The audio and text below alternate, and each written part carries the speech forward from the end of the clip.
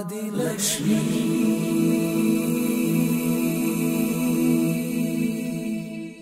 श्री धनलक्ष्मी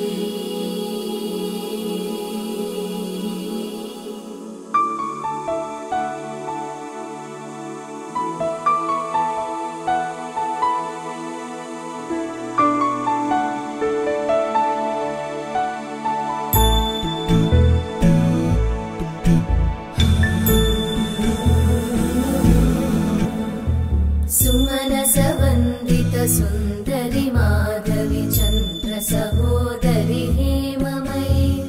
मुनिगण वंदित मोक्ष प्रदायिनी मंजुळभाषिणी वेदनुते पंकजवासिनी देव सुपूजित सद्गुणवर्षिणी शांतियुते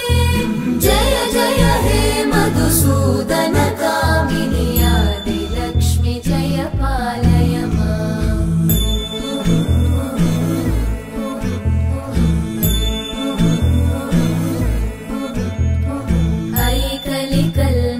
नाशिनी कामिनी वैदिक रूपिणी वेदमयी क्षीरसमुद्भव मंगल रूपिणी मंत्र निवासिनी मंत्रनुते मंगलदायिनी अंबुजवासिनी देवगणाश्रित पादयुते जय जय हे मधुसूदन कामिनी धान्यलक्ष्मी जय पालय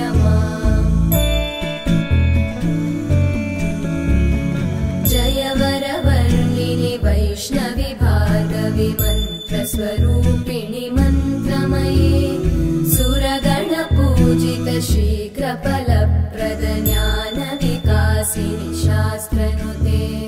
भवभयहारिणि पाप विमोचनि साधु जनाश्रित पादयुते जय जय हे मधुसूदन कामिनी धैर्यलक्ष्मी जय पालय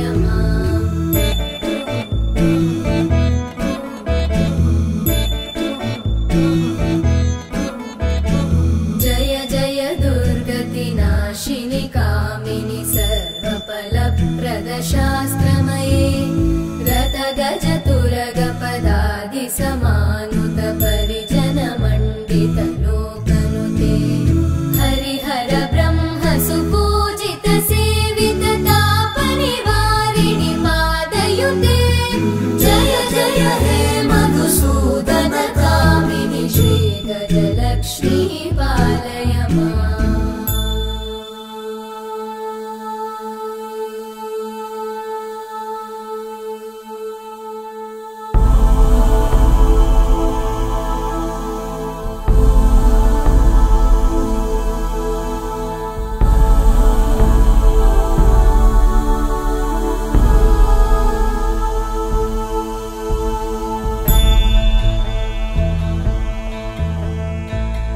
खगवाहिनी मोहिनी चक्रिणी रागवि वर्धिनी ज्ञानमये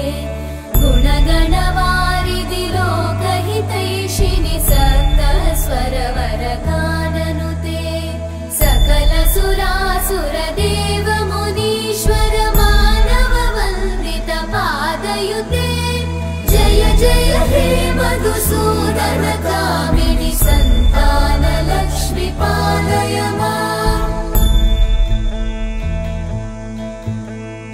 जय कमलासनि सद्गतिदायिनि ज्ञान विकासिनि गानमये अनुदिनमर्चित कुङ्कुमधूसर भूषित वासित वाद्यनुते कनकधरा स्तुति वैभव वन्दित शङ्कर देशिक मान्यपते जय जय हे मधुसूदन कामिनी विजयलक्ष्मी जय पालय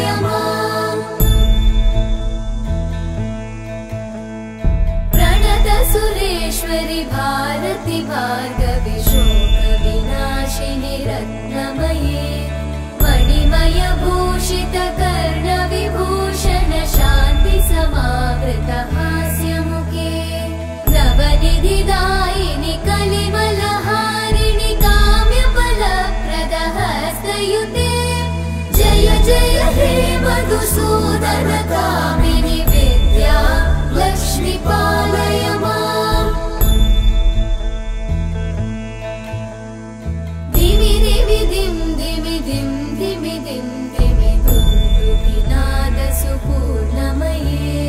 धुम धुम धुं धुम धुं धुम धुं धुम शङ्खनिनाद सुवाद्यनुते वेद पुराण इतिहास सुपूजित वैदिक मार्ग प्रदर्शयुते जय जय हे मधुसूदन कामिनि श्रीधन लक्ष्मी पालय माम् जय जय हे मधुसूदन कामिनि श्रीधन लक्ष्मी पालय माम्।